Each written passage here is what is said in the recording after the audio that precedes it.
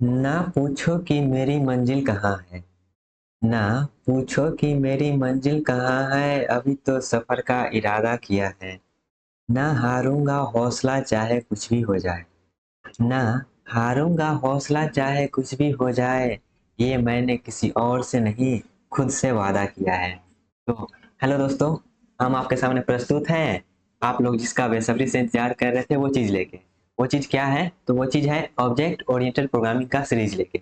Okay guys, ये कोई फिर से वेब सीरीज नहीं है, ये हमारा object oriented programming using C plus plus का सीरीज है। यूजिंग सी प्लस प्लस इसलिए बोल रहे हैं क्योंकि हम ये जो ऑब्जेक्ट ओरिएंटेड प्रोग्रामिंग है वो सी लैंग्वेज में नहीं, सी प्लस प्लस लैंग्वेज में देखने वाले हैं। ओके, इसलिए इसको बोलते हैं object oriented programming using C plus plus. आप इसको उप्स के नाम से भी जानते होंगे। ओके, तो चलिए स्टार्ट करते हैं और जानते हैं इस वीडियो में अभी क्या होने वाला है। तो इस वीडियो में जैसा कि आपको मालूम चल ही गया होगा क्या, हम यहाँ पे इंट्रोडक्शन देखने वाले हैं। जी हाँ, इस सीरीज में क्या क्या होने वाला है। तो सबसे पहले जो होता है वो होता है मेरा सिलेबस। सबसे पहले हम जानेंगे सिलेबस क्या है, क्या कवर होगा नहीं होगा वो सब कुछ। तो चलिए सबसे पहले हम जानते हैं इस सीरीज में कौन कौन सा सिलेबस, कौन कौन सा टॉपिक होगा कवर। ओके, तो सिलेबस से स्टार्ट करते हैं। जैसे यहाँ पे आप देख सकते हैं बहुत बड़ा कोडिंग, कलर कोडिंग यहाँ पे लिखा गया है। तो मॉड्यूल वन यहाँ पे हम वन बाय वन करते हैं। तो मॉड्यूल वन में जो है introduction to C plus plus. तो introduction to C plus plus में आप मेनली पढ़ेंगे क्या, ऑब्जेक्ट ओरिएंटेड प्रोग्रामिंग टेक्निक क्या होता है, हमारा प्रोसीजरल ओरिएंटेड प्रोग्रामिंग जो ऊप के नाम से भी जानते हैं। आप सी लैंग्वेज पढ़ेंगे तो सी लैंग्वेज मेरा क्या है, प्रोसीजरल ओरिएंटेड प्रोग्रामिंग है। उसमें क्या डिसएडवांटेज था ताकि हमको ऊप को इंट्रोड्यूस करना पड़ा, वो सब कुछ जानेंगे हम मॉड्यूल वन में। तो मॉड्यूल में जैसे आप देख सकते हैं object oriented technique, advantage of OOP, input output sequence, type modifier, ये सब हमारा मॉड्यूल वन में है। ठीक है, बस अभी आप सिलेबस जान लीजिए मॉड्यूल वन में ये है। मॉड्यूल टू में क्या है, मॉड्यूल टू में मेरा कंट्रोल स्ट्रक्चर एंड फंक्शंस के बारे में है।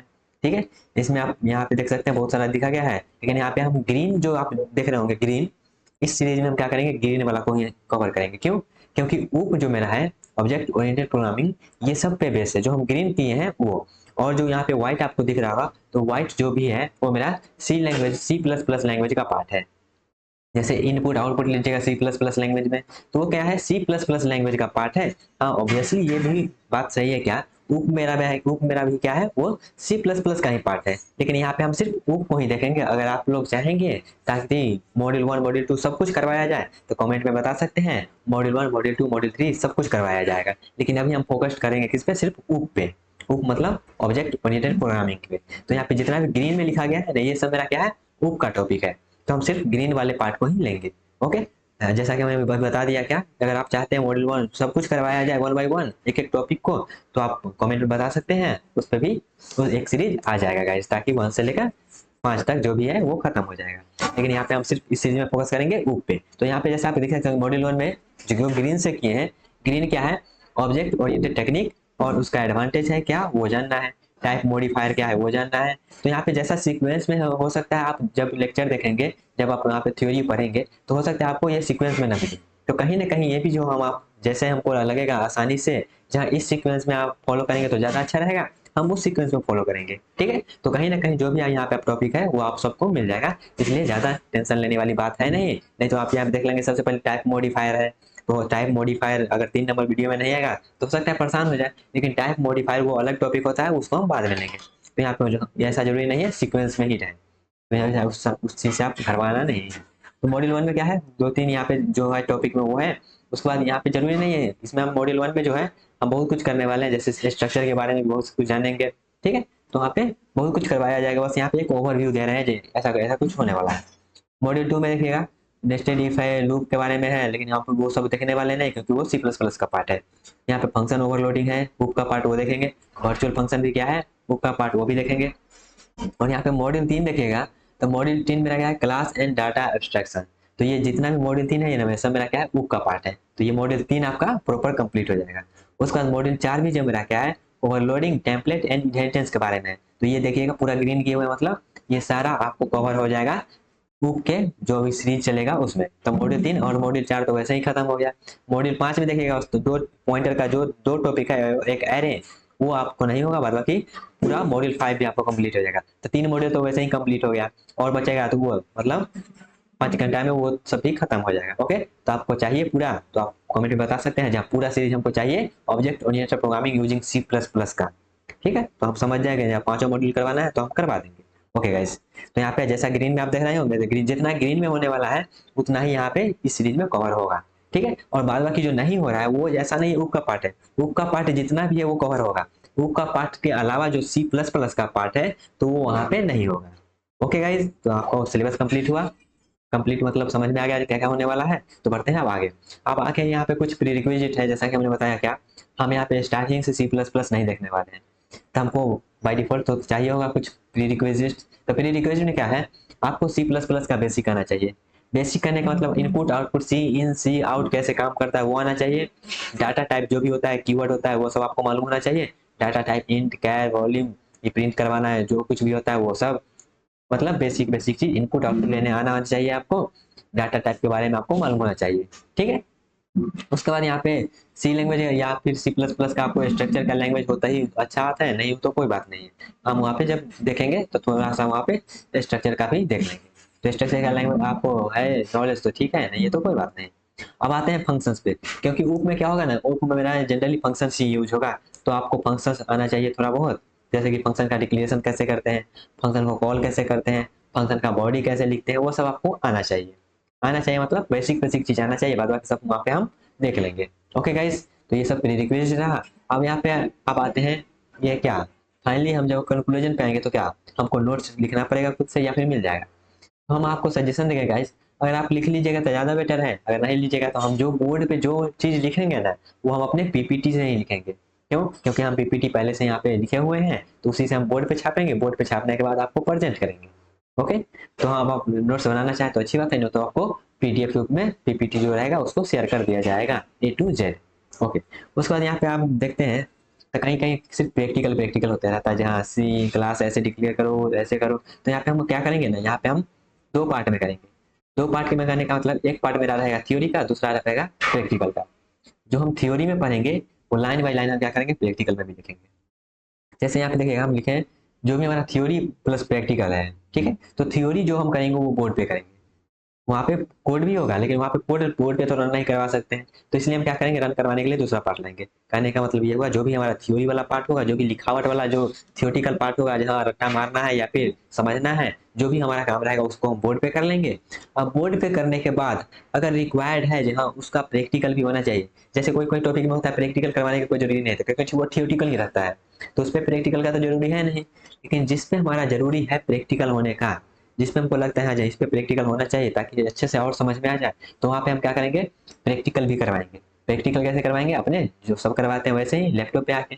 तो लैपटॉप पे आके क्या करेंगे, उसका प्रैक्टिकल भी करेंगे। ओके गाइज, तो आपको पूरा ओवरव्यू मिला हम क्या क्या करने वाले हैं। जो सिलेबस था वो हमने बता ही दिया, और जैसा कि स्टार्टिंग में ही हमने जो दो चार लाइन बोले थे, क्या अभी तो मंजिल सफर बाकी है, फिर से उसको रिपीट कर देंगे। जैसे यहाँ पे कौन सा शायरी था, तो एक बार और देख लीजिएगा। ना पूछो कि मेरी मंजिल कहाँ है, अभी तो सफर का इरादा किया है। तो जस्ट अभी इरादा ही हमने किया है। उसके बाद क्या है, ना हारूंगा हौसला चाहे कुछ भी हो जाए, ये मैंने किसी और से नहीं खुद से वादा किया है। ओके गाइस, तो यहाँ पे हम क्या करेंगे, ये हो गया।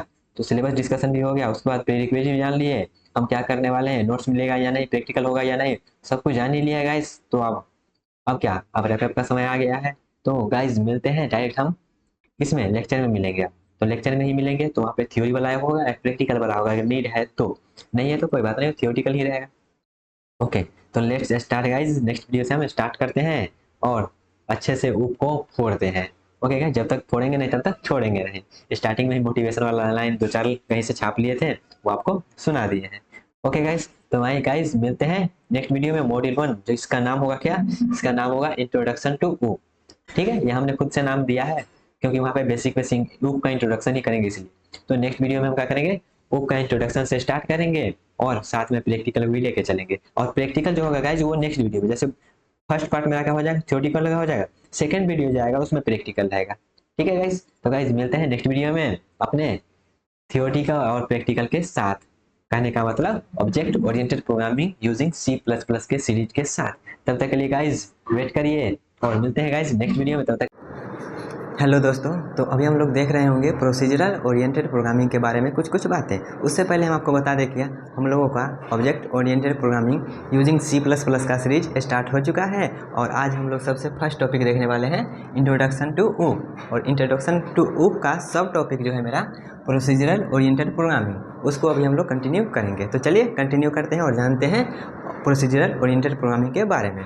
तो यहाँ पे जैसा कि लिखा गया है क्या, procedural oriented programming, procedural oriented programming जिसको हम प्यार से बोलते हैं POP।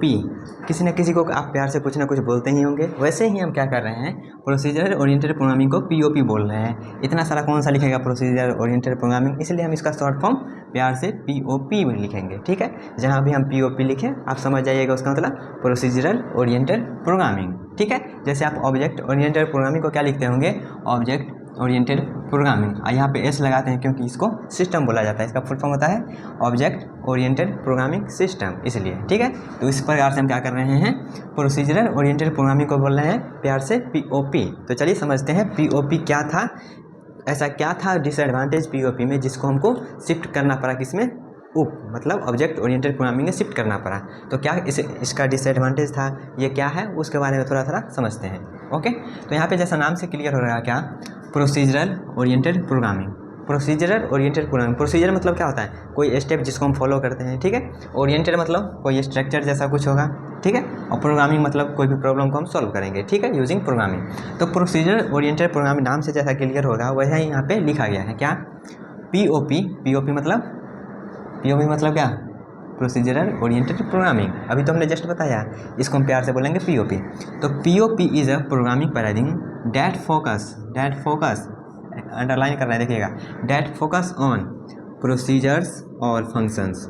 ये क्या करता है, फोकस किस पे करता है, प्रोसीजर पे और फंक्शन पे। ठीक है, that perform specific task, function मेरा क्या करता है, स्पेसिफिक टास्क परफॉर्म करता है। तो वही लिखा गया क्या, POP is a programming paradigm that focus on procedure और functions that perform specific task. उसके बाद क्या लिखा गया है, it is a step by step, जैसा कि मैंने बताया क्या, प्रोसीजर मतलब स्टेप बाय स्टेप हम कुछ करेंगे। ठीक है, तो it is step by step approach to programming where the program is divided into smaller procedure. Smaller procedure मतलब जब हम कोई प्रोग्राम, बड़ा प्रोग्राम को स्मॉलर पार्ट में डिवाइड करते हैं तो उसको फंक्शन बोला जाता है। ठीक है, that divide into smaller procedure और function each with own specific task. हम जितना भी सब प्रोग्राम में इसको डिवाइड करेंगे, उस सब जो भी हम सब पार्ट जो है उसका एक न एक स्पेसिफिक टास्क रहेगा, उसको वो परफॉर्म करेगा। तो वही यहाँ पे इतना सारा इंग्लिश में जो लिखा गया है उसका मतलब हमने आपको बता दिया। ठीक है, अब इसका यहाँ थोड़ा सा हम डायग्राम के माध्यम से आपको बताना चाहेंगे। क्या, जैसे मान लेते हैं ये मेरा क्या है, कोई प्रोग्राम बनाए हम, या क्या पूरा एक कोई प्रोग्राम बना है। ठीक है, ये मेरा पूरा प्रोग्राम है, प्रोग्राम मेरा पूरा ये है। हम इसको क्या करते हैं, स्मॉलर पार्ट में डिवाइड करते हैं। इसको नाम देते हैं F1, F2, F3, F4। ये मेरा क्या है, बहुत सारा फंक्शन में हम इसको डिवाइड कर दिए हैं। तो यहाँ पे क्या बोला जा रहा है, ये मेरा ऐसा सिस्टम है जो क्या करता है, मेरा स्मॉलर पार्ट में डिवाइड कर देता है, और जो जितना भी ये मेरा जितना भी पार्ट है, जितना भी मेरा क्या है सब पार्ट है, ये क्या करेगा, इसका कोई ना कोई एक स्पेसिफिक टास्क रहेगा, उसको ये परफॉर्म करेगा। इसका कोई मान लेते हैं एडिशन का है तो ये ऐड करेगा, इसका मान लेते हैं क्या है प्रिंट करवाने का तो ये प्रिंट करवाएगा, इसका मान लेते हैं क्या है मल्टीप्लाई करने का तो मल्टीप्लाई करेगा, इसका मान लेते हैं क्या है, इसको मान लेते हैं क्या डिलीट करने का तो डिलीट कर देगा। मतलब सबका एक न एक अपना काम रहेगा, उसी पे ये फोकस करेगा। ठीक है, ये तो मेरा हो गया प्रोसीजर ओरिएंटेड प्रोग्रामिंग होता क्या है उसके बारे में जान लिए, मतलब POP मेरा क्या होता है उसके बारे में जान लिए हैं। ठीक है गाइस, तो यहाँ पे आपको जैसा कि देख रहा होगा हमने ये जान लिया है POP क्या होता है। अब हम जानेंगे इसमें क्या क्या डिसएडवांटेज है, ताकि हम शिफ्ट कर पाएँ किस पे, उप पे। उप मतलब ऑब्जेक्ट ओरिएंटेड प्रोग्रामिंग पे, जिसका मेरा क्या है, ये हेडिंग है इंट्रोडक्शन टू उप। तो उससे पहले उप पे जाने से पहले हम यहाँ पे क्या इसमें डिसएडवांटेज था वो हम यहाँ पे देखेंगे। तो यहाँ पे क्या होता है वो तो समझ गए, अब इसका क्या डिसएडवांटेज था वो जानते हैं। तो यहाँ पे जैसा कि आप फोकस कर रहे हैं, क्या ये क्या लिखा गया था, फोकस ऑन प्रोसीजर और फंक्शंस। प्रोसीजर और फंक्शंस पे फोकस तो कर रहा है, लेकिन यहाँ पे आप एक और चीज़ होता है क्या, डाटा मेरा क्या होता है, कोई भी ऑर्गेनाइजेशन के लिए या फिर कंपनी के लिए मेरा डाटा होता है मोस्ट इम्पोर्टेंट पार्ट। अगर डाटा के साथ कुछ छेड़खानी हो गया तो हो सकता है कंपनी का नाम खराब हो जाए। ठीक है, तो यहाँ पे फोकस नहीं किया गया है डाटा पे, तो यही है इसका क्या है डिसएडवांटेज। जैसा कि यहाँ पे लिखा गया क्या, function is prime focus and very little attention was given to data. Data को क्या करना है, हम यहाँ पे कोई वैल्यू दे ही नहीं रहे हैं, इसका कोई वैल्यू दे ही नहीं रहे हैं, जबकि डाटा क्या है मोस्ट किसी भी पर्सन के लिए या फिर किसी भी चीज़ के लिए डाटा उसका क्या है बहुत इसेंशियल होता है। ठीक है, उसको हम उसके साथ डाटा के साथ कुछ छेड़खानी नहीं कर सकते हैं, डाटा को लीक नहीं कर सकते हैं। अगर लीक करिएगा तो हो सकता है आपको आप पे कार्रवाई किया जा सकता है। तो यहाँ पे क्या कर रहा है, वेरी लिटिल अटेंशन किस पे दे रहा है, डाटा पे। तो ये क्या है, इसका डिसएडवांटेज है, किसका, पीओपी का, प्रोसीजरल ओरिएंटेड प्रोग्रामिंग का। ये हो गया क्या, डिसएडवांटेज। क्या डिसएडवांटेज हो गया, हम डाटा को वैल्यू दे ही नहीं रहे हैं, जबकि डाटा क्या होता है मोस्ट इंपॉर्टेंट पार्ट होता है कोई भी चीज़ के लिए। ठीक है, तो यहाँ पे फंक्शन पे फोकस कर रहे हैं लेकिन डाटा पे कोई फोकस नहीं कर रहे हैं। इसका एक एडवांटेज ये हो गया, डिसएडवांटेज ये हो गया। उसके बाद क्या है, मान लेते हैं ये बहुत सारा बड़ा प्रोग्राम लिखा गया है। ठीक है, अगला क्या है यहाँ पे, फॉर एवरी लॉन्ग प्रोग्राम, मान लेते हैं कोई एक बड़ा प्रोग्राम, इसी को मान लेते हैं कोई एक बड़ा प्रोग्राम है। It is very difficult to track that was given. यहाँ पे क्या लिखा गया है, कौन सा डाटा किस फंक्शन में यूज हो रहा है। जैसे मान लेते हैं ये मेरा क्या है, बहुत सारा प्रोग्राम है, हम यहाँ पे कोई एक डाटा बनाए, क्या, इंट नेम करके, कोई ग्लोबली बना लेते हैं इंट नेम करके। इंट नेम करके हम यहाँ पे एक डाटा बना लिए हैं। ठीक है, जिसमें सबका डाटा रहेगा। अब यहाँ पे क्या कर रहे हैं, हम यहाँ पे मान लेते हैं एक बहुत ज़्यादा बड़ा प्रोग्राम है। ठीक है, बहुत बड़ा प्रोग्राम है। अब यहाँ पे इंट नेम जो हम लिखे हैं, यहाँ पे तो बहुत सारा फंक्शन रहेगा, जैसा कि बताएगा पीओपी क्या है मेरा, बहुत सारा स्मॉलर पार्ट में डिवाइड कर देता है। यहाँ पे बहुत सारा स्मॉलर पार्ट में हम डिवाइड कर दिए। ठीक है, अब यहाँ पे इंट नेम जो हम एक डाटा बनाए हैं, इस डाटा में कौन सा वैल्यू यहाँ पे किस में एक्सेस हो रहा है, ये डाटा जो है नेम कौन सा फंक्शन एक्सेस कर रहा है, कौन सा भी यूज़ कर रहा है, ये ट्रैक करना बहुत ही ज़्यादा मुश्किल हो जाता है। किस में, पीओपी में। पीओपी में ये क्या हो जाता है, बहुत सारा ज़्यादा मुश्किल हो जाता है ट्रैक करना जी ये डाटा किस में यूज हो रहा है। यहाँ पे 10 लाइन रहेगा तो आप बता सकते हैं, लेकिन 1000 लाइन रहेगा, 2000 लाइन रहेगा तो आपको वहाँ पे ट्रैक करना थोड़ा सा डिफिकल्ट हो जाता है। तो ये भी इसका क्या है, डिसएडवांटेज है। ठीक है, फिर से यहाँ पे रिपीट कर दे रहे हैं, क्या, for every long program it is very difficult to track that was data is use by which function, कौन से फंक्शन से कौन सा डाटा यूज किया गया। ये तो हमने सिर्फ एक नेम बोला, ये सिर्फ क्या है, एक नेम के लिए हमने बोला। हो सकता है यहाँ पे एक स्टूडेंट का रोल नंबर हो, उसका डिटेल्स हो, उसका मोबाइल नंबर हो, उसका एड्रेस हो, तो ये बहुत सारा हो सकता है डाटा मेरा हो और बहुत सारा फंक्शन उसको यूज कर रहा हो। तो वहाँ पे जब बड़ा प्रोग्राम रहेगा तो वहाँ पे ये ट्रैक करना मुश्किल हो जाता है कि कौन सा फंक्शन मेरा कौन सा डाटा को यूज़ कर रहा है। ठीक है, तो वहाँ पे ये भी एक इसका डिसएडवांटेज हो गया। अब हम यहाँ पे आप देख रहे हो क्या, data movement is open. Data movement is open करने का मतलब क्या हुआ, यह हुआ मतलब एक ही बात को अलग अलग प्रकार से लिखा जा रहा है। जैसे यहाँ पे देखिएगा, हम यहाँ पे एक फंक्शन बनाते हैं, क्या फंक्शन, यहाँ पे एक वेरिएबल बना लेते हैं इंट मोबाइल नंबर करके। और मोबाइल नंबर तो आपको पता ही होता है, ये थोड़ा सा सिक्योर रहने वाला चीज़ है। अगर किसी को हो सकता है आपको भी फ्रॉड का कॉल आता होगा वैसा वगैरह, तो वो मोबाइल नंबर जाता कहाँ से है, कहीं ना कहीं डाटा लीक होता है, तभी उसके पास मोबाइल नंबर जाता है, तभी हमारे पास कॉल आता है। तो वहाँ पे हो सकता है क्या, वो कुछ तुक्का लगा के मोबाइल नंबर कहीं से ले लेता होगा। ठीक है, तो मोबाइल नंबर एक भी क्या बोलते हैं, एक प्रकार का मेरा क्या है, सिक्योर रहने वाला चीज़ है। ठीक है, मतलब किसी को ऐसे ही यूं ही नहीं प्रोवाइड कर देंगे मोबाइल नंबर। तो यह मेरा क्या है कि मोबाइल नंबर है। ठीक है, एक मेरा क्या है कि ये डाटा है मोबाइल नंबर करके। अब यहाँ पे क्या है, कौन सा फंक्शन, ये जो है, ये जो फंक्शन जितना भी मान लेते हैं, अगला फंक्शन हम कोई और बनाते हैं, F5 F6 F7 जितना भी फंक्शन हम बनाएंगे, ये क्या करेगा, ये बाय डिफ़ॉल्ट क्या, इसको कोई यहाँ पे अथी नहीं है, रुकावट नहीं है जो इस फंक्शन को ये वैल्यू को ये यूज नहीं कर सकता है। कहने का मतलब ये जो मेरा डाटा है, इस डाटा को मेरा कोई भी फंक्शन कभी भी कहीं भी यूज कर सकता है थ्रू आउट द प्रोग्राम। उस पर कोई रिस्ट्रिक्शन नहीं है जी हाँ इस फंक्शन ये इसका यूज नहीं कर सकता है, ये फंक्शन इस मोबाइल नंबर को यूज नहीं कर सकता है। ठीक है, जैसे मान लेते हैं यहाँ पे क्या है, एक मेरा कस्टमर करके है, तो कस्टमर को इस मोबाइल नंबर का क्या ज़रूरी है। ठीक है, जस्ट हम यहाँ पे एग्जांपल ले रहे हैं। ठीक है, तो इसको एग्जांपल यहाँ पे मान लीजिए, ये मेरा क्या है, कोई एक फंक्शन है F5 F8 मान लेते हैं। F8 को मेरा क्या है, इस मोबाइल नंबर का कोई ज़रूरत नहीं, कोई नीड नहीं है। तो क्या करेंगे हम, ऐसा ही पीओपी में ऐसा सिस्टम दिया ही नहीं गया है जिससे हम इस फंक्शन ऐसा कुछ कर दे ये फंक्शन इस डाटा को यूज नहीं कर सकता है, ऐसा कोई सिस्टम दिया ही नहीं गया पीओपी में। तो ये भी एक क्या है, इसका डिसएडवांटेज है। जब हम पीओपी यूज़ करके प्रोग्राम बनाएंगे तो ऐसा कोई सिस्टम है ही नहीं जो F8 इसको यूज नहीं कर सकता है। तो यहाँ पे क्या है, ये जो मेरा डाटा है मोबाइल नंबर करके, इसको कोई भी फंक्शन कहीं भी हम जितना भी फंक्शन बनाएंगे वो फंक्शन कहीं से भी यूज़ कर ही लेगा। तो यहाँ पे इसलिए बोला गया क्या, data movement is open. Data यहाँ पे देखिएगा थ्रू आउट कहीं भी मूव हो जा रहा है। ठीक है, विदाउट कोई रिस्ट्रिक्शन। तो ये मेरा क्या हो गया, इसका एक और डिसएडवांटेज हो गया, जिससे हम ऊप में शिफ्ट करेंगे। और ऊप में जब शिफ्ट करेंगे तो हम ये देखेंगे हम कोई भी डाटा को कोई भी फंक्शन में जाने से कैसे रोक सकते हैं। ठीक है, तो जब हम आगे पार्ट वाले लैंग्वेज में देखेंगे तब। अब यहाँ पे अगला पार्ट में क्या है, function modify data from one two another form. तो यहाँ पे कहने का मतलब क्या है, यहाँ पे कहने का मतलब ये है, जैसे मान लेते हैं क्या है, अनदर फॉर्म में कैसे कन्वर्ट करता है।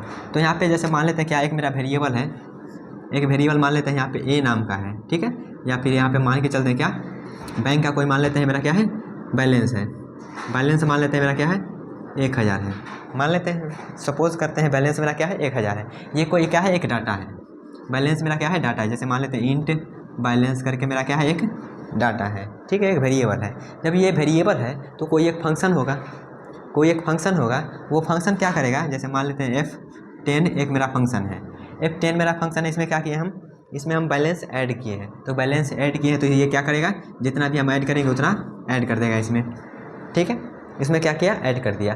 अब मान लेते हैं कोई और एक फंक्शन है जिसमें अगर मान लेते हैं हम उसमें से पैसा निकाल रहे हैं, विड्रॉल कर रहे हैं, जब विड्रॉल कर रहे हैं तो वो F11 फंक्शन मान लेते हैं, वो फंक्शन क्या करेगा, इसमें से जितना हम निकालेंगे उसको सब्ट्रैक्ट कर देगा, ठीक है। तो यहाँ पे वही बोला गया क्या, हम डाटा को मॉडिफाई भी कर सकते हैं।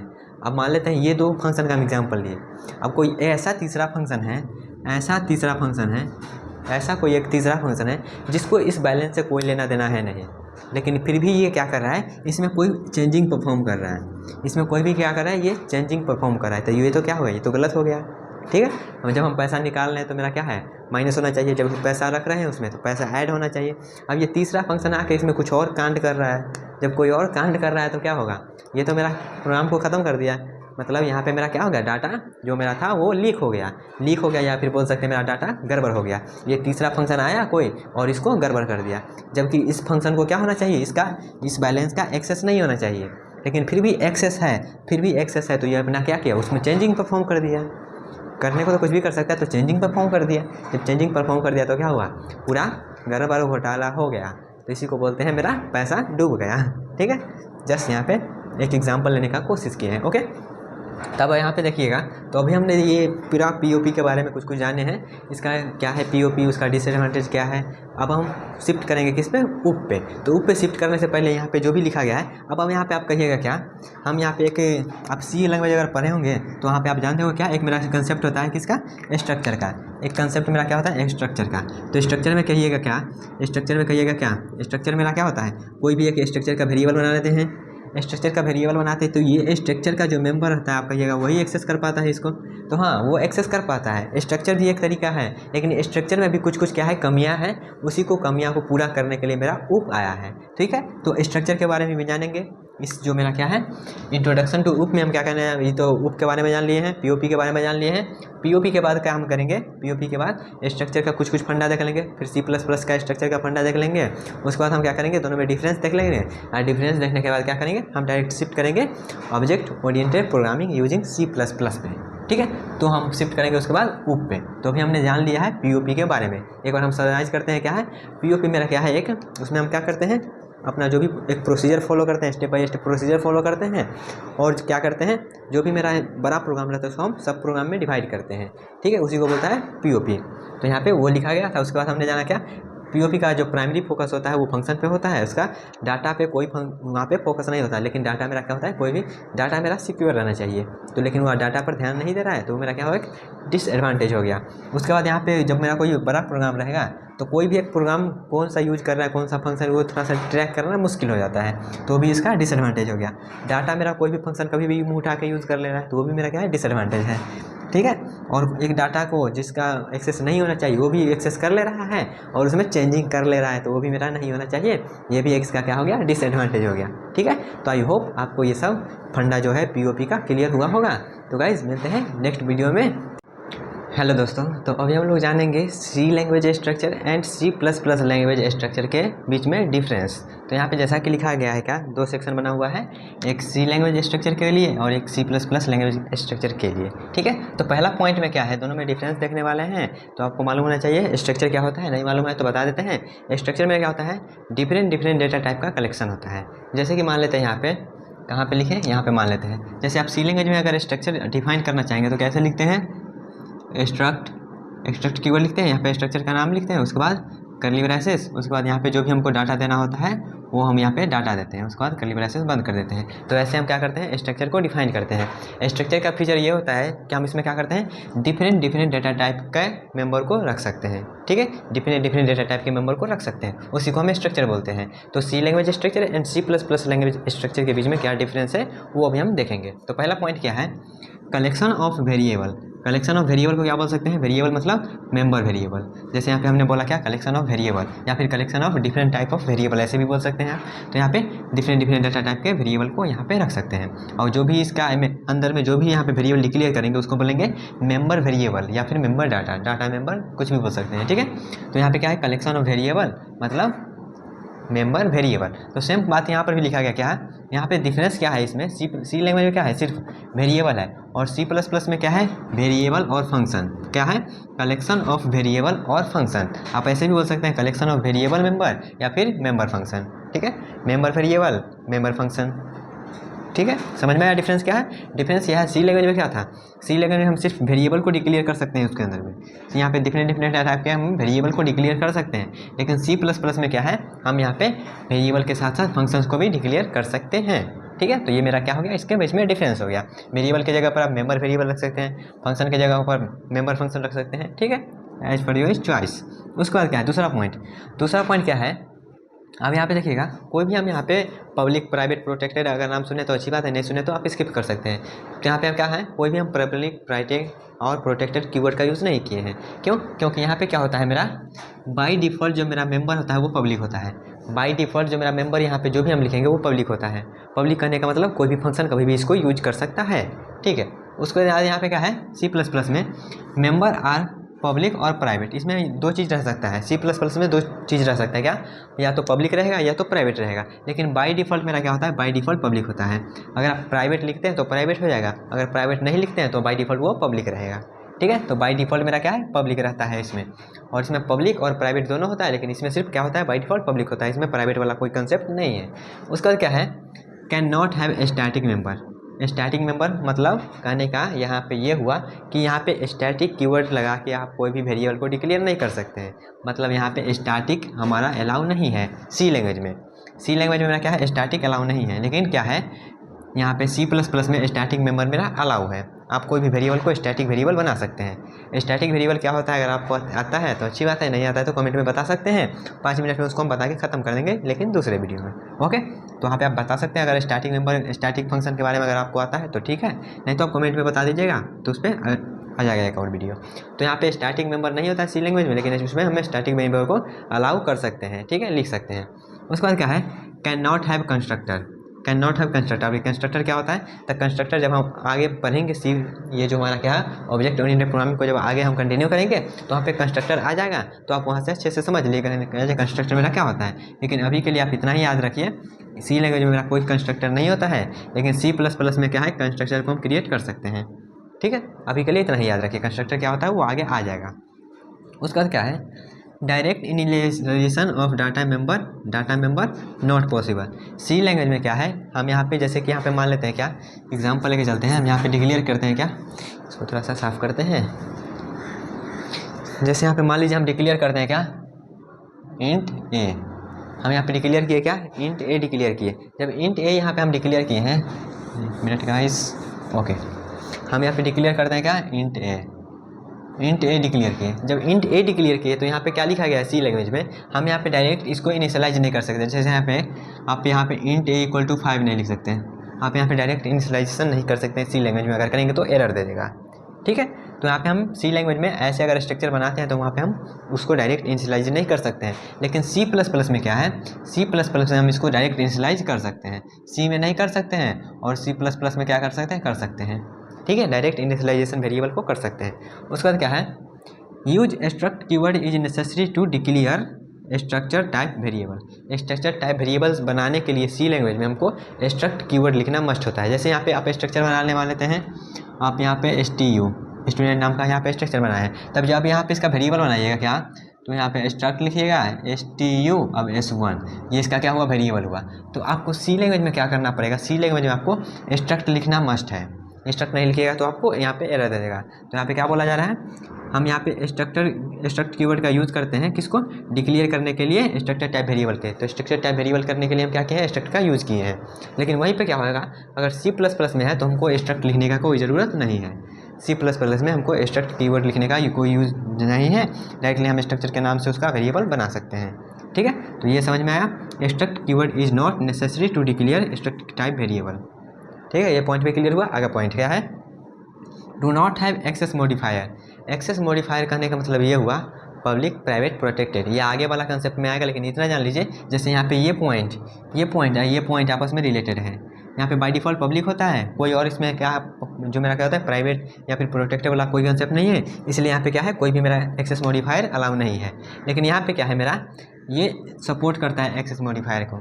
जैसे यहाँ पे पब्लिक था और क्या था, प्राइवेट था, तो ये दोनों क्या है, मेरा एक्सेस मॉडिफायर होता है। तो यहाँ पे मेरा अलाउ करता है, सपोर्ट करता है एक्सेस मॉडिफायर को। तो ये वाला लाइन और ये दूसरा का लाइन आपस में रिलेटेड है। ठीक है, उसके बाद क्या है, only pointer to structure are allow. कोई भी स्ट्रक्चर का हम क्या कर सकते हैं, पॉइंटर बना सकते हैं, ये अलाउ है। लेकिन यहाँ पे क्या बोला जा रहा है, can have both pointer and reference to structure. Structure का हम पॉइंटर बना सकते हैं, स्ट्रक्चर को रेफरेंस करवा सकते हैं। ठीक है, रेफरेंस बनाने का मतलब एड्रेस। उसके बाद क्या लिखा गया है, उसके बाद size of operator generate 0 for empty structure. Empty structure के लिए क्या करेगा, हमारा 0 रिटर्न करेगा मेरा साइज ऑफ ऑपरेटर। साइज क्या है, साइज ऑफ है मेरा एक ऑपरेटर है जो क्या करता है, साइज को रिटर्न करता है। अगर इसके बारे में भी आपको आता है तो अच्छी बात है, नहीं आता है कमेंट में बता सकते हैं। तो साइज ऑफ ऑपरेटर क्या करेगा, 0 रिटर्न करेगा, किसके लिए, एम्प्टी स्ट्रक्चर के लिए। जब मेरा स्ट्रक्चर एम्प्टी रहेगा तो ये मेरा 0 रिटर्न करेगा। लेकिन वही C++ में क्या होता है, साइज ऑफ ऑपरेटर क्या करता है, 1 for empty structure. Empty structure के लिए क्या करेगा, 1 रिटर्न करेगा मेरा C++ में स्ट्रक्चर साइज ऑफ ऑपरेटर। ठीक है, उसके बाद यहाँ पे क्या है, डाटा हाइडिंग नॉट पॉसिबल।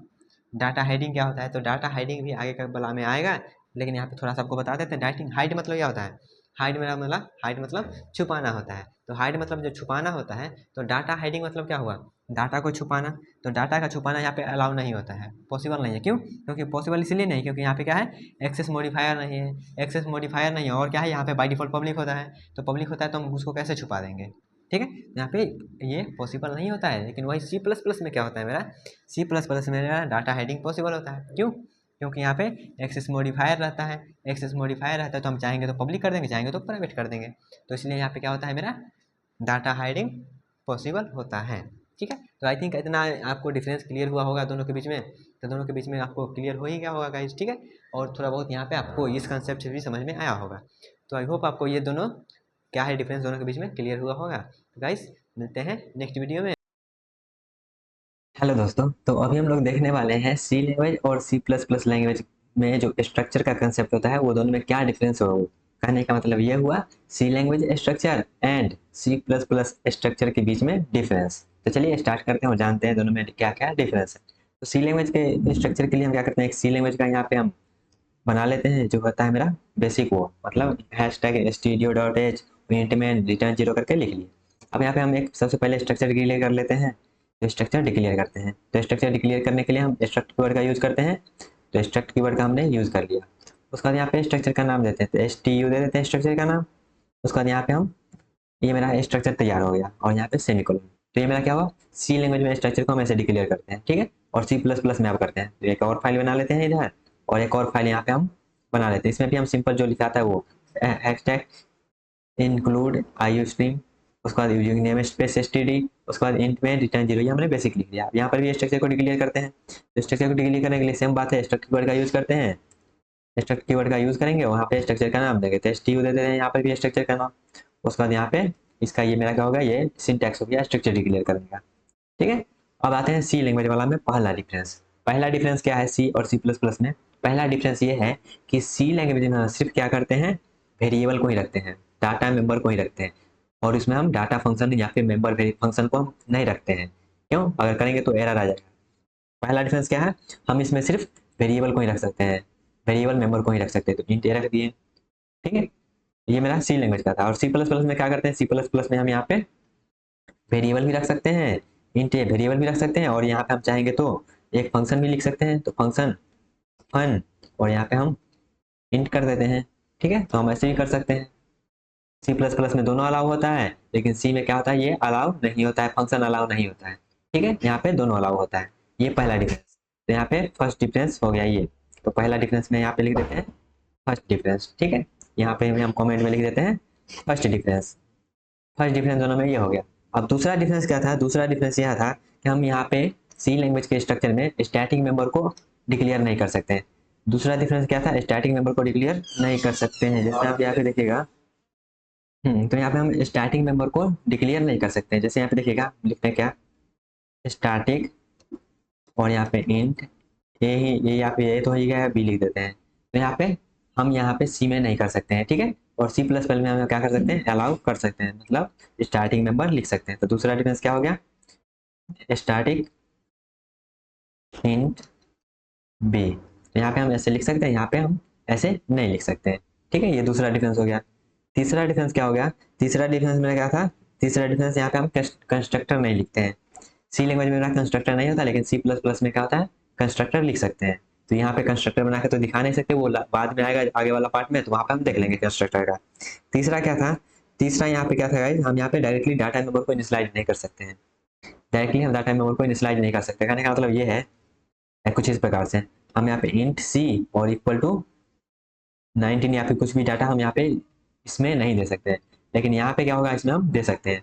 तो तीसरा डिफरेंस क्या है इसमें, तीसरा डिफरेंस मेरा हो गया क्या, इंट सी इक्वल टू, यहाँ पे अलाउ होता है।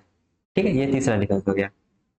चौथा डिफरेंस क्या था, चौथा डिफरेंस ये था, जब हम इसका क्या करते हैं, जिसका इसका हम वेरिएबल बनाते हैं इस स्ट्रक्चर का, तो स्ट्रक्ट लिखना कंपलसरी होता है। जैसे यहाँ पे कहने का मतलब ये है, देखिएगा, हम इसका क्या करते हैं, एक ऑब्जेक्ट बनाते हैं। तो ऑब्जेक्ट बनाने के लिए हम क्या करते हैं, struct, struct S T U structure का नाम, और यहाँ पे S1, ये इसका क्या हुआ, इसका वेरिएबल हुआ। तो यहाँ पे STU जो लिखे ये देना कंपलसरी है सी लैंग्वेज में, लेकिन सी प्लस प्लस में ऐसा कुछ कंपलसरी नहीं है। स्ट्रक्ट दे भी सकते हैं, नहीं भी दे सकते हैं। तो यहाँ पे हम लिखते हैं क्या, यहाँ पे हम लिखते हैं डायरेक्ट STU लिखते हैं, STU, और यहाँ पे S1, डायरेक्ट हम STU S1 लिख देते हैं, कोई दिक्कत नहीं है। यहाँ पे देखिए अपने आप लिख लिया स्ट्रक्ट STU। तो आप इस प्रकार से लिख भी सकते हैं, नहीं स्ट्रक्ट लिख भी सकते हैं, नहीं लिख सकते हैं, कोई दिक्कत नहीं है। लेकिन वहां पे क्या था, सी में हमको स्ट्रक्ट लिखना जरूरी होता है। तो अगला डिफरेंस क्या था, अगला डिफरेंस ये हो गया। तो यहाँ पे लिख देते हैं चौथा नंबर डिफरेंस ये हुआ। ठीक है, यहाँ पर भी 4 नंबर कमेंट में लिख देते हैं, ताकि आप लोग नोट्स बनाने में अच्छा लगे। ठीक है, तो ये हो गया चौथा नंबर डिफरेंस। पांचवा डिफरेंस क्या है, पांचवा डिफरेंस यहाँ पे कहने का मतलब ये था क्या, एक्सेस मॉडिफायर नहीं होता है। एक्सेस मॉडिफायर नहीं होता, ये बाय डिफॉल्ट क्या होता है, सी लैंग्वेज का स्ट्रक्चर पब्लिक होता है। तो यहाँ पे कोई भी एक्सेस मॉडिफायर नहीं होता है। तो यहाँ पे हम कुछ इस प्रकार से कर देते हैं। अगला छठा नंबर या पचमा नंबर था गाइस, पचमा नंबर था शायद, पचमा नंबर था। यहाँ पे ऐसा कुछ नहीं होता है, पब्लिक, पब्लिक वगैरह यहाँ पे कुछ नहीं होता है। ठीक है, तो ये नहीं होता, ये पचमा हो गया, इसको कमेंट कर देते हैं या अनकमेंट ही रहने देते हैं। ये मेरा पचमा हो गया, लेकिन यहाँ पे पब्लिक प्राइवेट होता है, तो यहाँ पे पचमा देख देते हैं यहाँ पे। ओके, तो यहाँ पे पचमा डिफरेंस मेरा क्या है, पब्लिक भी लिख सकते हैं और प्राइवेट भी लिख सकते हैं, पब्लिक और प्राइवेट दोनों यहाँ पे लिख सकते हैं। ठीक है, बाय डिफॉल्ट क्या होता है, बाय डिफॉल्ट मेरा पब्लिक होता है। उसके बाद अगला डिफरेंस क्या था, तो अगला डिफरेंस मेरे पास था, यहाँ पे हम पॉइंटर, स्ट्रक्चर का पॉइंटर सी लैंग्वेज में बना सकते हैं, लेकिन रेफरेंस नहीं बना सकते, लेकिन सी प्लस में हम रेफरेंस भी बना सकते हैं। ठीक है, उसके बाद अगला डिफरेंस क्या था, साइज ऑफ ऑपरेटर हम जब यूज करते हैं तो ये 0 देता है, और सी प्लस प्लस में हम साइज ऑफ ऑपरेटर करते हैं तो उसको भी हम यहाँ पे लिख देते हैं अगला डिफरेंस में। पांचवा हो गया था। छठा डिफरेंस यहाँ पे लिखते हैं, छठा डिफरेंस क्या था, छठा डिफरेंस यहाँ पे साइज ऑफ जब यहाँ पे हम करेंगे तो ये क्या रिटर्न करके देगा, ये हमको बस यहाँ पे लिखते रहे, ये रन करवाएगा तो आपको एरर देगा। तो यहाँ पे जब रन कराएगा तो यहाँ पे 0 देना चाहिए, अगर क्या है मेरा इम्प्टी है तो, अगर इम्प्टी नहीं है तो मेरा 0 नहीं देगा। और सेम चीज अगर हम इसमें सी प्लस प्लस में करेंगे, जब सेम चीज हम क्या करेंगे सी प्लस प्लस में करेंगे तो वहां पे हमको रिटर्न करके देगा 1। यहाँ पे हम अगर सेम चीज करेंगे तो हमको रिटर्न करके देगा 1। ठीक है, अगला डिफरेंस क्या था, अगला डिफरेंस यहाँ पे डाटा हाइडिंग, सी लैंग्वेज में डाटा हाइडिंग पॉसिबल नहीं है, लेकिन सी प्लस प्लस में डाटा हाइडिंग पॉसिबल है। तो ये अगला डिफरेंस हो गया था। ठीक है, तो ये सब कुछ कुछ डिफरेंस था जिसमें हमको यहाँ पे देखने की जरूरत थी। ठीक है गाइस, तो यहाँ पे इसको हम कुछ प्रकार से कर देते हैं। उसके बाद आप इसको रन भी करवा के देख सकते हैं गाइस, रन करवा के इसको डिफरेंट डिफरेंट केस में रन करवा के देख सकते हैं। जो हमको यहाँ पे बताना था वो हम यहाँ पे बता चुके हैं। अब क्या करिएगा, साइज ऑफ लिए हैं तो साइज ऑफ यहाँ पे डायरेक्ट कुछ भी मत लीजिएगा, उसको डायरेक्ट आप रन करवाइएगा। एक ऑब्जेक्ट ले लीजिएगा, एक ऑब्जेक्ट लेने के बाद उसको कर लीजिएगा। चाहे इसको हम देखिएगा किस प्रकार से हम बोल रहे हैं, कुछ इस प्रकार इसको पहले हटाते हैं। इसको हटाने के बाद यहाँ पे हम लिखते हैं STU, ST लिखे, उसके बाद यहाँ पे हम इसको डायरेक्ट हम क्या करते हैं, प्रिंट एफ में कर देते हैं, प्रिंट एफ। उसके बाद यहाँ पे हम डबल कोट, उसके बाद %d, %d के बाद कॉमा, कॉमा के बाद साइज ऑफ STU, उसके बाद यहाँ पे एक और ये है, उसके बाद ये है। इस प्रकार से आप करिएगा तो यहाँ पे आपको रिटर्न करके देगा, क्या रिटर्न करके आपको देगा 0। जैसे यहाँ पे आप रन करवाइएगा तो आपको आंसर दे देगा। उसके बाद यहाँ पे देखिएगा हमने क्या बोला था, यहाँ पे इस प्रकार से अलाउ नहीं होता है, किस प्रकार से, इस प्रकार से अलाउ नहीं होता है, तो ये एरर दे रहा है। ठीक है, यहाँ पे साइज ऑफ S1, ठीक है, क्योंकि ऑब्जेक्ट हमने ये क्रिएट किया है। उसके बाद एक और क्या था, स्टार्टिंग मेंबर को अलाउ नहीं कर सकते हैं, लेकिन यहाँ पे देखिए स्टार्टिंग मेंबर में एरर दे दिया। ठीक है, तो स्टार्टिंग मेंबर को क्या करते हैं, यहाँ पे कमेंट करते हैं। सब आप प्रूफ हो रहा होगा रन करवा रहे हैं तो। उसके बाद यहाँ पे देखिएगा ये हो गया, ये हो गया, अब रन करवाते हैं फिर से, तो रन करवाते हैं गाइस फिर से। तो यहाँ पे देखिएगा अब क्या देता है आउटपुट, और यहाँ पे प्रिंट करवा रहे हैं, क्या प्रिंट करवा रहे हैं स्टैक STU, और यहाँ पे हम प्रिंट करवा रहे हैं गाइस ये इसका साइज। तो यहाँ पे ये रन करवा के देखिएगा 4 दे रहा है, क्यों, क्योंकि यहाँ पे देखिएगा हमने डिक्लेयर किया है इसमें क्या, इसमें डिक्लेयर किया है इंट, तो इंट यहाँ पे 4 बाइट ले रहा है इसलिए। अब यहाँ पे क्या करते हैं, इसको भी कमेंट करते हैं, इसको भी हम कमेंट करते हैं। अब इसका हम क्या करते हैं, प्रिंट करवाते हैं वैल्यू। अब इसका वैल्यू प्रिंट करवाते हैं तो क्या देना चाहिए 0। तो यहाँ पे इसका आउटपुट आने का वेट करते हैं, तो देखिए 0 प्रिंट कर रहा है गाइस। तो यहाँ पे मेरा कंसेप्ट एकदम धड़ल्ले से सही चल रहा है। ठीक है, तो आई थिंक आपको ये सब फंडा क्लियर हुआ होगा। तो फंडा क्लियर होगा तो इसी को आप सेम आप C++ में भी अप्लाई करिएगा। क्या करना है, C++ में अप्लाई करके सबसे पहले इसको कमेंट कर देते हैं, मतलब इसमें जो भी है उसको कमेंट कर दीजिए सिंपल, इसमें जो भी है उसको सिंपल कमेंट कर दीजिए और इसको रन करवाइए साइज ऑफ करके। तो यहाँ पे हम क्या करते हैं, इसको भी कमेंट कर देते हैं और यहाँ पे हम प्रिंट करवाते हैं जस्ट क्या, सी आउट ये प्रीरिक्विजिट था, सी आउट सी इन आपको आना चाहिए, सी आउट। और यहाँ पे हम क्या करते हैं, प्रिंट करवाते हैं डायरेक्ट साइज ऑफ, उसके बाद यहाँ पे कौन सा वेरिएबल लिए है S1, size of S1 print करवा देते हैं गाइस। यहाँ पे प्रिंट होना चाहिए, क्या प्रिंट होना चाहिए मेरा 1। ओके, तो यहाँ पे आउटपुट आने का वेट करते हैं गाइस। तो यहाँ पे देख सकते हैं आउटपुट मेरा क्या आ रहा है, 1 आ रहा है। तो जो भी हमने डिफरेंस पढ़ा था वहाँ पे हमने अप्लाई भी करके कुछ कुछ को रन करवा के देख लिए हैं, बाद बाकी जो भी है आप उसको रन करवा के देख सकते हैं। ओके गाइस, तो आई होप आपको ये प्रैक्टिकल वाला समझ में आया होगा, C और C++ लैंग्वेज में जो भी स्ट्रक्चर का कंसेप्ट है उसमें क्या क्या डिफरेंस है। ओके, तो गाइस मिलते हैं नेक्स्ट वीडियो में।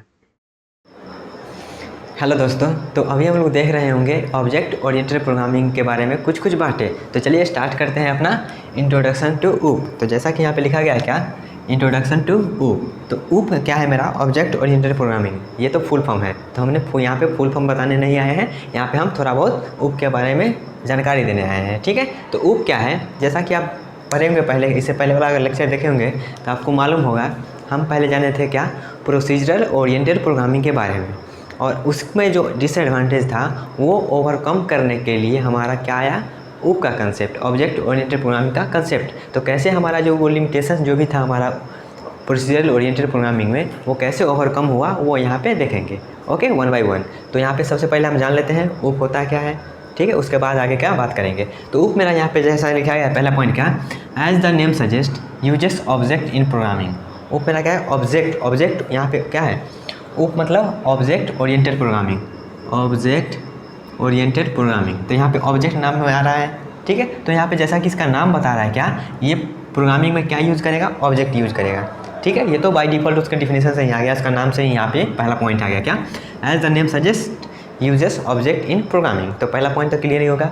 ठीक है, ऑब्जेक्ट क्या होता है वो सब आगे की बात है, तो अभी बस इतना याद रखिए, प्रोग्रामिंग में मेरा ऑब्जेक्ट यूज होगा, ऐसा इसका नाम में बोला जा रहा है। ठीक है, उसके बाद यहाँ पे क्या है, जैसा हमने बताया था क्या, पीओपी में मतलब प्रोसीजरल ओरिएंटेड प्रोग्रामिंग में हमने बताया था क्या, वहाँ पे जो भी डाटा था क्या, जो भी डाटा था वो फ्रीली मूव कर रहा था जहाँ से तहाँ। ठीक है, कोई भी उस फंक्शन को मुँह उठा के यूज़ कर ले रहा था। तो वहाँ पे क्या था, मेरा डाटा सिक्योर नहीं था। तो यहाँ पे ऊप का जो मेन कंसर्न है, मेन एम जो है वो डाटा को सिक्योर करना है। जो भी मेरा फंक्शन यूज कर रहा है उस डाटा को और उस फंक्शन को, जैसे मान लेते हैं मेरा डाटा है और इसको F1 अगर यूज़ करेगा, इसको अगर F1 यूज़ कर रहा है तो हम क्या करेंगे, इस दोनों को बाइंड कर देंगे। कुछ इस प्रकार से बाइंड करेंगे जो ये फंक्शन सिर्फ इस डाटा को सिर्फ इसी फंक्शन यूज कर सकता है, इसके अंदर में जो फंक्शन रहेगा सिर्फ उसी को वो डाटा एक्सेसिबल रहेगा। कुछ इस प्रकार से हम वो सिस्टम डिफाइन करेंगे तो हमारा क्या होगा, वो डाटा सिक्योर हो जाएगा। कोई अगर मान लेते हैं तीसरा पार्टी इधर F3 है तो ये इसको एक्सेस नहीं कर पाएगा।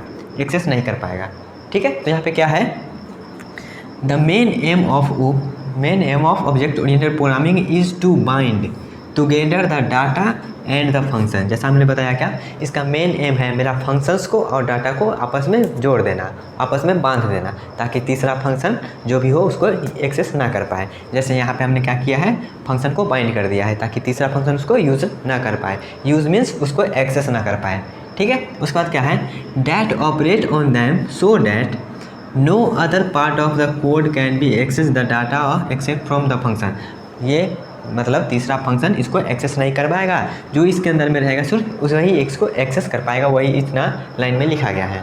ठीक है, इतना चीज़ क्लियर हुआ, बहुत ईजी है, तो क्लियर तो हो गया ही।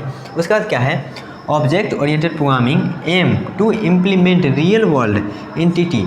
अब रियल वर्ल्ड एंटिटी कहने का मतलब क्या है, ऑब्जेक्ट ओरिएंटेड प्रोग्रामिंग मेरा रियल वर्ल्ड एंटिटी को शो करता है। अब रियल वर्ल्ड एंटिटी कहने का मतलब क्या है, जैसे अब यहाँ पे पहला क्या है, इनहेरिटेंस, उसका बाद हाइडिंग, पॉलीमॉर्फिज्म, तो ये सब जो मेरा है आगे डिटेल में आएगा, लेकिन यहाँ पे हम क्या करते हैं, आपको शॉर्ट में बताते हैं। क्या है इनहेरिटेंस कहने का मतलब क्या है, रियल वर्ल्ड एंटिटी, जैसे आपके फादर होंगे, आपके फादर एंड मदर, तो ये इनका कुछ भी तो गुण होगा जो आप में आया होगा, चाइल्ड में कुछ भी जो गुण होगा, कुछ भी मतलब चेहरा सेम है, लक्षण वैसा है, मतलब कुछ तो उनका गुण आप में आया होगा। ठीक है, उसी को बोलते हैं इनहेरिटेंस, मतलब ग्रहण करना।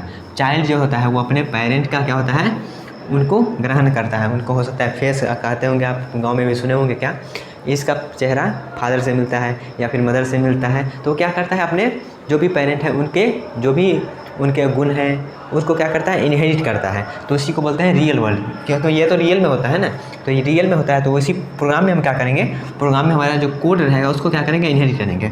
ठीक है, अभी पढ़ने नहीं पढ़ रहा होगा ये सब तो कोई बात नहीं, बस इतना याद रखिए, क्या ऑब्जेक्ट ओरिएंटेड प्रोग्रामिंग जो मेरा होता है वो एम करता है रियल वर्ल्ड एंटिटी को। रियल वर्ल्ड एंटिटी जैसे कि इनहेरिटेंस, हाइडिंग, पॉलीमॉर्फिज्म। तो यहाँ पे अब हाइडिंग का मतलब, इनहेरिटेंस का मतलब थोड़ा सा क्लियर हो गया ना, दूसरे का लक्षण होता है ग्रहण करना। ठीक है, इतना याद रखें। अब हाइडिंग करने का मतलब क्या हुआ, हाइडिंग तो जनरली आप लोग वगैरह ही होंगे। हाइडिंग मतलब क्या होता है, छुपाना। जब व्हाट्सएप पे आप चैट करते हैं, चैट करते हैं तो उसको हाइड करते होंगे, उसको क्या करते हैं, हाइड कर देते हैं ताकि वो दूसरा ना देख पाए। तो वही यहाँ पे क्या हो रहा है, हमारा जो भी डाटा है वो चैट कर रहे हैं, वो क्या है, एक तरह का डाटा है, वो एक तरह का डाटा है। तो क्या हुआ, उस डाटा को आप छुपा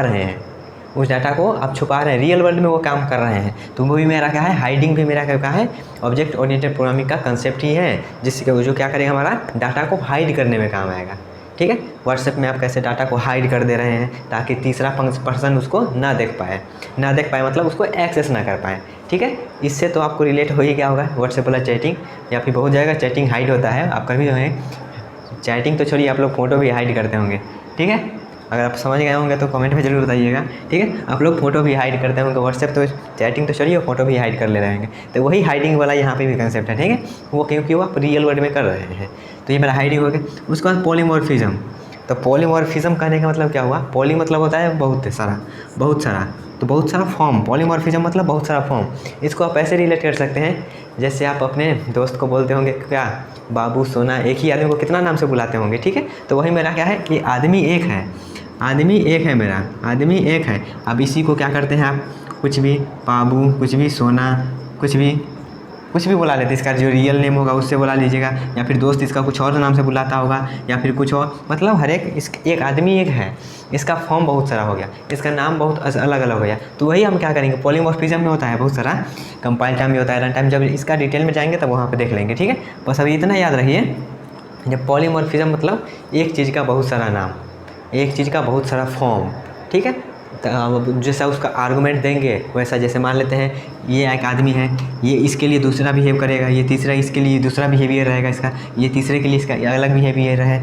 जैसे आप है तो आप अगर मान लेते हैं फादर के अलग में रहिएगा तो फादर के लग में आपका बिहेवियर अलग हो जाएगा, मदर के लग में आपका बिहेवियर अलग हो जाएगा, दोस्त के साथ रहिएगा तो आपका बिहेवियर पूरा चेंज हो जाएगा, अपने गर्लफ्रेंड के साथ रहेगा तो ज़्यादा चेंज हो जाएगा, अगर बॉयफ्रेंड के साथ रहेगा तो पूरा चेंज हो जाएगा। ठीक है, तो वही वाला है, आप जैसे जिसके साथ रहते हैं वैसे उसका बिहेवियर करते हैं। मतलब आदमी एक है, उसका फॉर्म क्या हो रहा है, अलग अलग चेंज हो रहा है। तो चेंज हो रहा है तो वही यहाँ पे क्या होता है, पॉलीमॉर्फिज्म होता है। तो जब पॉलीमॉर्फिज्म को हम देखेंगे तो वहाँ पे ज़्यादा अच्छे से समझ लेंगे। ठीक है, तो ये सब अभी आज का क्लास तो आपको ज़्यादा इंटरेस्टिंग लग रहा होगा। ठीक है, क्योंकि यहाँ पे गर्लफ्रेंड बॉयफ्रेंड वाला बात हो रहा है। ठीक है, बस वो हम एग्जाम्पल समझने के लिए दे रहे हैं। ठीक है, तो समझिएगा बस, और उससे कुछ और रिलेट मत कर लीजिएगा। ठीक है, तो इतना मेरा क्या था, ऑब्जेक्ट ओरिएंटेड प्रोग्रामिंग के बारे में इतना बात आई थिंक आपको क्लियर हुआ होगा। ठीक है, तो हम यहाँ पे इन शॉर्ट अगर हम आपको बताएं ऊप का यूज बताएं तो ऊप का मेन कंसर्न क्या है, मेन कंसर्न है मेरा डाटा को सिक्योर करना। और वो सिक्योर कैसे होगा, वो सिक्योर होगा जो भी मेरा डाटा जो फंक्शन यूज कर रहा है उस डाटा को और फंक्शन को आपस में बाइंड कर देंगे, ताकि हमको पता चल सके अगर डाटा लीक हो रहा है तो किस फंक्शन से हो रहा है, अगर नहीं हो रहा है तो अच्छी बात है। ठीक है, मेन कंसर्न क्या है, उसका डाटा और फंक्शन को आपस में बाइंड कर देना।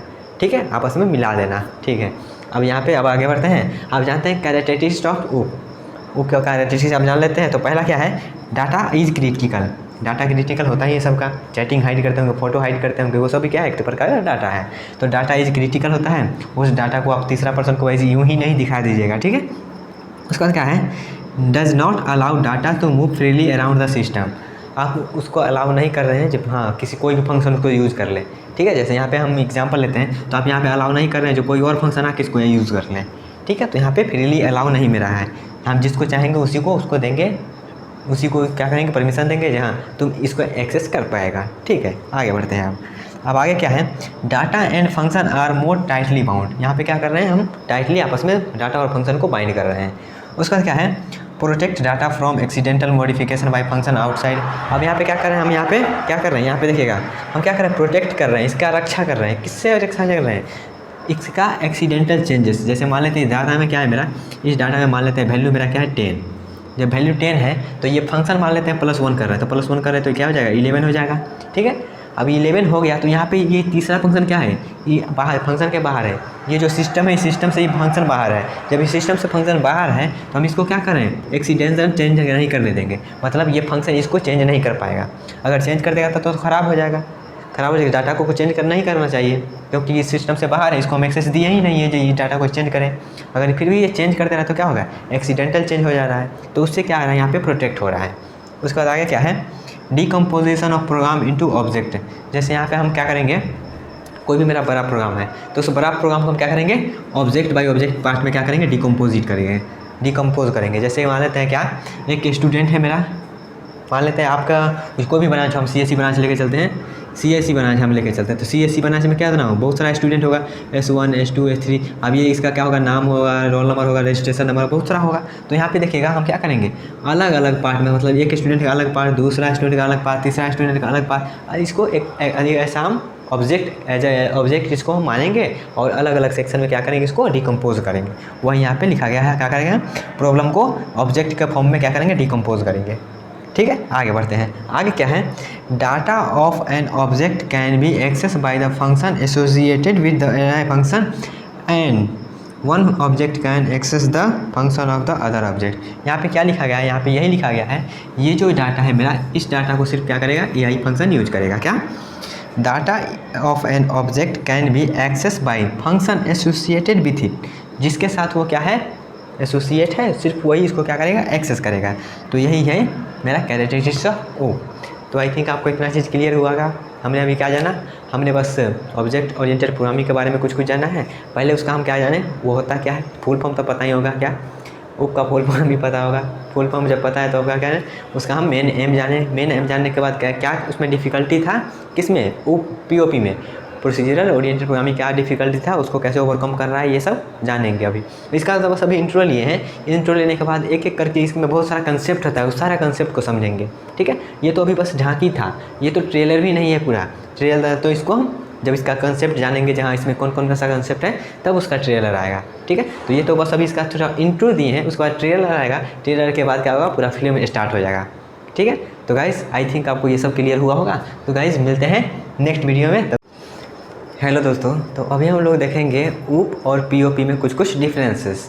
UP मतलब ऑब्जेक्ट ओरिएंटेड प्रोग्रामिंग और POP मतलब प्रोसीजरल ओरिएंटेड प्रोग्रामिंग। दोनों में क्या करेंगे, कुछ कुछ डिफरेंसेस देख लेंगे। तो यहाँ पे सबसे पहला डिफरेंस जो है UP में, तो यहाँ पे जिसका नाम से क्लियर होगा क्या, ऑब्जेक्ट ओरिएंटेड प्रोग्रामिंग। तो ये क्या करता है, ये ऑब्जेक्ट ओरिएंटेड है। क्या है ये, ऑब्जेक्ट ओरिएंटेड प्रोग्रामिंग है। ठीक है, बस उसका क्या है फुल फॉर्म यहाँ पे कुछ इस प्रकार से लिखा गया है। POP, उसके बाद POP में क्या है, POP मेरा जैसा कि बताए थे क्या, POP मेरा क्या होता है, स्ट्रक्चर या ओरिएंटेड होता है। तो ये मेरा क्या है, स्ट्रक्चर ओरिएंटेड। और UP मेरा क्या था, ऑब्जेक्ट ओरिएंटेड। ठीक है, पहला क्लियर हुआ, ऑब्जेक्ट ओरिएंटेड, और ये क्या था, स्ट्रक्चर ओरिएंटेड। उसके बाद दूसरा क्या है, प्रोग्राम इज डिवाइडेड। इसमें क्या करते हैं, प्रोग्राम को डिवाइड करते हैं किस चीज़ में, ऑब्जेक्ट्स में। क्या करते हैं, ऑब्जेक्ट में। इसमें जो भी हम POP में ऑब्जेक्ट ओरिएंटेड प्रोग्रामिंग जो में जो भी हम यहाँ पे डिवाइड करते हैं, कोई बड़ा सा प्रोग्राम रहता है, कोई बड़ा सा प्रोग्राम रहता है, उसको हम क्या करते हैं, छोटा छोटा पार्ट में क्या करते हैं, डिवाइड करते हैं। तो इसको क्या बोला जाता है, ऑब्जेक्ट बोला जाता है। ठीक है, लेकिन इसमें क्या होता है, POP में हम जब बड़ा प्रोग्राम को छोटा छोटा प्रोग्राम में डिवाइड करते हैं, तो वहाँ पे हम फंक्शंस के फॉर्म में करते हैं। क्या, हम फंक्शंस के फॉर्म में करते हैं। तो यहाँ पे फंक्शंस के फॉर्म में करते हैं और यहाँ पे हम ऑब्जेक्ट्स के फॉर्म में करते हैं। ठीक है, अगला क्या है मेरा, जैसा हम बताए थे क्या, UP में मेरा इनहेरिटेंस यूज़ होता है। इनहेरिटेंस प्रॉपरली इसमें यूज होता है, लेकिन POP में मेरा क्या होता है, इनहेरिटेंस यूज़ नहीं होता है। ठीक है, उसके बाद अगला डिफरेंस क्या है, अगला डिफरेंस मेरा है, इसमें एक्सेस स्पेसिफायर भी होता है। इस एक्सेस स्पेसिफायर से मेरा क्या होता है, डाटा को हम 3 मोड में ऑपरेट कर सकते हैं। पहला क्या होता है, पब्लिक, प्राइवेट और प्रोटेक्टेड। ठीक है, तो हम 3 मोड में क्या करते हैं, एक्सेस स्पेसिफायर की हेल्प से उसको करते हैं काम। तो यहाँ पे अगला क्या हो गया मेरा, एक्सेस स्पेसिफायर मेरा सपोर्ट करता है ऑब्जेक्ट ओरिएंटेड प्रोग्रामिंग, और यहाँ पे ऐसा कुछ नहीं है, डजंट यूज़ एक्सेस स्पेसिफायर। ठीक है, अगला मेरा क्या है, encapsulation is use to hide the data. Encapsulation कहने का मतलब क्या होता है, इसका एक आएगा प्रॉपरली, ये मेरा टॉपिक है इनकैप्सुलेशन एक। तो वहाँ पे इनकैप्सुलेशन यहाँ पे नाम से क्लियर हो गया, कैप्सुलेशन मतलब कुछ कैप्सूल टाइप का होगा, तो कुछ कैप्सूल टाइप का होगा। तो कैप्सूल में देखे होंगे यहाँ कुछ इस प्रकार से कैप्सूल रहता है, दवाई तो खाए होंगे ना, तो कैप्सूल किसी प्रकार से रहता है। तो यहाँ पे क्या होगा, इनकैप्सुलेशन का मतलब क्या होगा, हमारा जो डाटा रहेगा उसको क्या करेंगे हम, कैप्सूल के फॉर्म में क्या करेंगे, डाटा को हाइड करेंगे। मतलब जो फंक्शन रहेगा सिर्फ इसी को ये एक्सेस कर पाएगा, अगला फंक्शन इसको नहीं एक्सेस कराएगा, या अगला फंक्शन के लिए क्या रहेगा, हाइड रहेगा। ठीक है, तो वही मेरा इनकैप्सुलेशन मेरा ऑब्जेक्ट ओरिएंटेड प्रोग्रामिंग सपोर्ट करता है, और यहाँ पे मेरा कोई डाटा हाइडिंग नहीं होता है। तो कोई डाटा हाइडिंग नहीं होता है तो इनकैप्सुलेशन का भी कंसेप्ट नहीं होता है। ठीक है, अगला आगे मेरा क्या है, concept of virtual function. Virtual function भी मेरा सब्जेक्ट में है, बस अभी इतना जान लीजिए। ऑब्जेक्ट ओरिएंटेड मेरा प्रोग्रामिंग जो होता है, वर्चुअल फंक्शन क्या करता है, कंसेप्ट को यूज़ करता है। लेकिन यहाँ पर कोई वर्चुअल फंक्शन जैसा कुछ नहीं होता कंसेप्ट POP में, प्रोसीजरल ओरिएंटेड प्रोग्रामिंग में। और ये क्या होता है, object oriented programming bottom to up यहाँ पे जाता है। बॉटम टू अप मतलब नीचे से ऊपर जाता है। ठीक है, और यहाँ पे POP मेरा क्या होता है, टॉप टू डाउन मतलब ऊपर से नीचे। और यहाँ पे देखिएगा और क्या है, ऑब्जेक्ट ओरिएंटेड प्रोग्रामिंग का आप एग्जांपल जानते होंगे क्या, C++, जो अभी हम कर रहे हैं object oriented programming using C++। तो C++ में क्या है, सपोर्ट करता है UP, उसके बाद जावा भी सपोर्ट करता है। ठीक है, उसके बाद यहाँ पे POP का कुछ एग्जांपल है, जैसे आप C लैंग्वेज पढ़े होंगे। तो C लैंग्वेज मेरा क्या है, C लैंग्वेज मेरा प्रोसीजरल ओरिएंटेड प्रोग्रामिंग मतलब स्ट्रक्चर ओरिएंटेड प्रोग्रामिंग बोल सकते हैं उसको। एक पास्कल भी एक लैंग्वेज होता है, तो वो भी मेरा क्या होता है, प्रोसीजरल ओरिएंटेड प्रोग्रामिंग या फिर स्ट्रक्चर ओरिएंटेड प्रोग्रामिंग होता है। ठीक है, तो यहाँ पे एक हम बार समराइज करते हैं क्या, ऑब्जेक्ट ओरिएंटेड प्रोग्रामिंग मेरा क्या है, ऑब्जेक्ट को यूज़ करता है, POP मेरा स्ट्रक्चर को यूज़ करता है। उसका UP मेरा क्या करता है, ये प्रोग्राम को जो डिवाइड करता है स्मॉलर पार्ट में उसको ऑब्जेक्ट बोलते हैं, और POP जो स्मॉलर पार्ट में डिवाइड करते हैं उसको हम फंक्शंस बोलते हैं। इनहेरिटेंस यूज़ करता है UP, और POP मेरा इनहेरिटेंस यूज़ नहीं करता है। ये यहाँ पे क्या होता है मेरा, एक्सेस मॉडिफायर या फिर एक्सेस स्पेसिफायर यहाँ पे रहता है ऑब्जेक्ट ओरिएंटेड प्रोग्रामिंग में, लेकिन वहाँ पे कुछ एक्सेस स्पेसिफायर नहीं रहता है। उसके बाद क्या है, इनकैप्सुलेशन क्या करता है, यहाँ पे डाटा को हाइड करता है ऑब्जेक्ट ओरिएंटेड प्रोग्रामिंग में, लेकिन यहाँ पे कोई डाटा हाइडिंग का कंसेप्ट नहीं होता है। उसका क्या है, यहाँ पे वर्चुअल फंक्शन का कंसेप्ट होता है, यहाँ पे वर्चुअल फंक्शन का कंसेप्ट नहीं होता है। ठीक है, लिखने को तो बहुत सारा चीज़ लिख सकते हैं, यहाँ पे हम एक आइडिया दिए हैं जो इस प्रकार से लिख सकते हैं। यहाँ पे UP में बहुत सारा कंसेप्ट होता है जो इसमें नहीं है, उसको भी लिख सकते हैं आप टॉपिक वाइज टॉपिक करके। ठीक है, ये मेरा bottom to up approach follow करता है, ये मेरा क्या होता है, टॉप टू डाउन अप्रोच को फॉलो करता है। इसका लैंग्वेज, इसका जो मेरा ऑब्जेक्ट ओरिएंटेड प्रोग्रामिंग का जो मेरा एग्जाम्पल है C++ और जावा, और भी है, बस यहाँ पे हम 2 एग्जाम्पल लिए हैं। और यहाँ पे POP में क्या है मेरा, C लैंग्वेज और पास्कल। ठीक है, तो आई होप आपको ये समझ में आया डिफरेंस क्या हुआ क्या है नहीं है। अब आगे क्या करेंगे, अब आगे और भी इसमें आगे बढ़ते रहेंगे और जानते रहेंगे अलग अलग थियोटिकल और प्रैक्टिकल कंसेप्ट। ओके गाइस, तो आई होप आपको ये सब समझ में आया होगा। तो गाइस मिलते हैं नेक्स्ट वीडियो में। हेलो दोस्तों, तो अभी हम लोग जानेंगे ऑब्जेक्ट ओरिएंटेड प्रोग्रामिंग में कौन कौन सा कंसेप्ट यूज़ होता है। तो ये अभी देख लेते हैं, उसके बाद क्या करेंगे, हमारा ऑब्जेक्ट ओरिएंटेड प्रोग्रामिंग का मेन फिल्म स्टार्ट होगा। इस वीडियो के हम बाद क्या करेंगे, ऑब्जेक्ट ओरिएंटेड प्रोग्रामिंग का मेन कहानी स्टार्ट होगा। तो उससे पहले हम देख लेते हैं इसमें कौन कौन सा कंसेप्ट होता है, उसके बाद उसी को कंटिन्यू करेंगे आगे वाले आने वाली वीडियो में। तो यहाँ पे क्या है, ऑब्जेक्ट ओरिएंटेड प्रोग्रामिंग के कंसेप्ट में कौन कौन सा कंसेप्ट आता है वो देखते हैं। तो सबसे पहला कंसेप्ट जो मेरा होता है वो मेरा होता है क्लास का। सबसे पहला कंसेप्ट मेरा क्या होता है, क्लास। उसके बाद क्या होता है, ऑब्जेक्ट। क्लास क्या होता है, ऑब्जेक्ट क्या होता है, वो सब आगे आने वाली नेक्स्ट वीडियो में हो जाएगा डिस्कस। ओके गाइस, तो क्लास होता है, ऑब्जेक्ट होता है, इनकैप्सुलेशन होता है। तो इनकैप्सुलेशन, उसके बाद abstraction, polymorphism, inheritance, dynamic binding, message binding और एक्सेप्शन हैंडलिंग। क्लास में क्या होता है, क्लास में हम जनरली क्लास कैसे डिक्लेयर करते हैं, क्या होता है उसका डेफिनेशन जानेंगे। उसके बाद ऑब्जेक्ट क्या होता है उसका डेफिनेशन जानेंगे। ऑब्जेक्ट को कैसे क्रिएट करते हैं वो जानेंगे। ऑब्जेक्ट और क्लास में क्या डिफरेंस होता है वो भी जानेंगे। उसके बाद इनकैप्सुलेशन क्या होता है, इनकैप्सुलेशन यहाँ पे हम डाटा को हाइड कैसे करते हैं वो कैप्सूल के फॉर्म में वो जानेंगे। एब्स्ट्रैक्शन क्या होता है, एब्स्ट्रैक्शन हम कोई भी डाटा को कैसे एब्स्ट्रैक्ट करते हैं वो देखेंगे। उसके बाद पॉलीमॉर्फिज्म जानेंगे। पॉलीमॉर्फिज्म में बहुत सारा पार्ट होता है, run time polymorphism, compile time polymorphism, वो भी जानेंगे। उसके बाद इनहेरिटेंस भी बहुत सारा प्रकार का होता है वो जानेंगे।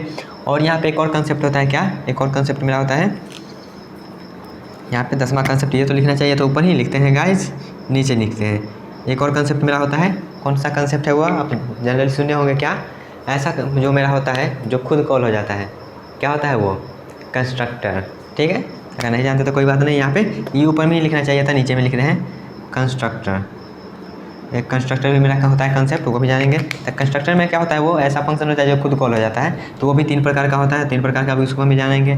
एक्सेप्शन हैंडलिंग क्या होता है, वो एरर और एक्सेप्शन हैंडलिंग दोनों अलग अलग होता है, वो भी जानेंगे। तो एक्सेप्शन हैंडलिंग क्या होता है वो जानेंगे, मैसेज पासिंग जानेंगे, डायनेमिक बाइंडिंग जानेंगे और इनहेरिटेंस के बारे में जानेंगे। ठीक है, इतना जो मेरा मेन पिलर जो बोलते हैं ऑब्जेक्ट ओरिएंटेड प्रोग्रामिंग का, वो मेरा इतना चीज़ होता है। और भी होता है लेकिन हम यहाँ पे मेन मेरा इतना ही होता है। ठीक है, मेन पिलर जो ऑब्जेक्ट ओरिएंटेड प्रोग्रामिंग का होता है इस इतना ही में आपस में घूमते रहता है। तो एक यहाँ पे हम क्या करते हैं, चक्री बनाए हैं, तो चक्री को भी देख लेते हैं।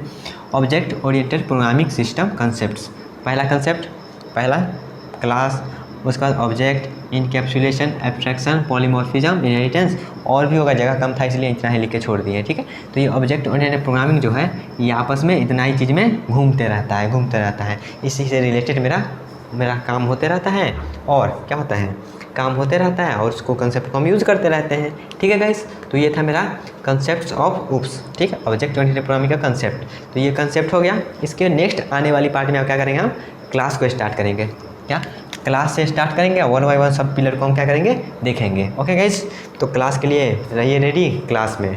ठीक है, तो गाइस मिलते हैं नेक्स्ट वीडियो में, और अगले वीडियो से हमारा इंपॉर्टेंट चीज़ स्टार्ट होने वाला है। जो मेन कहानी होता है ऑब्जेक्ट ओरिएंटेड प्रोग्रामिंग को अगले क्लास से स्टार्ट हो जाएगा। ये सब तो बेसिक वाला पार्ट था गाइज, तो मेन कहानी आगे वाली वीडियो में आ जाएगी। तो गाइज मिलते हैं नेक्स्ट वीडियो में, तब तक के लिए बेटा take care and all the best guys.